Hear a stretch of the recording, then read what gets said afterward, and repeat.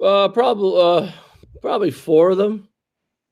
But Mike, here's the thing: like freshmen, right? Freshmen in the Big Ten, like Oh we yeah, see that every year. They're really good players, but they're still freshmen in the Big Ten. And when everybody's paying for teams to get older and spending all that money to get older, so they don't get young, we had to do it a little bit differently. And I was like, if I'm going to do it, if I'm going to go out there and get some guys and they're young guys, I want to make sure they're guys that are going to turn into really good players. They have high character. They're about the name on the front of the jersey more than the back.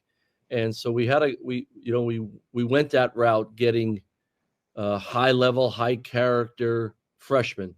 Now, on the first day, are they going to be exactly where we want them to be? Heck no. I mean, it's just freshmen. They don't know what they don't know. And when I was a freshman, I thought I was a lot better than I really was. And then I went to F&M and played our first game against some All Americans, and I realized, man, I got a lot of work to do.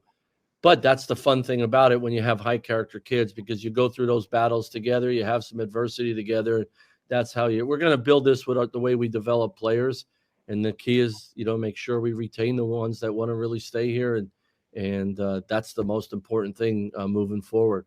that. Like, what kind of style do you think you're going to Yeah, play? well, we're going to have to play the style that I really like, because we're going to have to create more possessions, and we Right. have to create a wider margin of error, Mike, because we're going to be younger, and we will have mistakes, and we will have some tough days. So if we could fly around and create extra possessions, and not let it come down to the last 5, 7 seconds of every shot clock, that's going to, that's playing to an advantage of a young team. So I've always felt that, in my 2 years in the league, and you watched our games, our style of play has changed teams in the Big Ten's plan of attack against Penn State. That is evident. And, That was evident. and, we haven't had uh, enough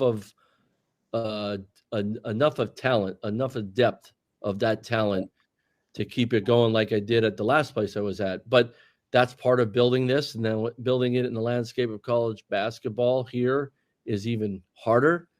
But I still believe that's the way. We had some great wins and we've had some great moments.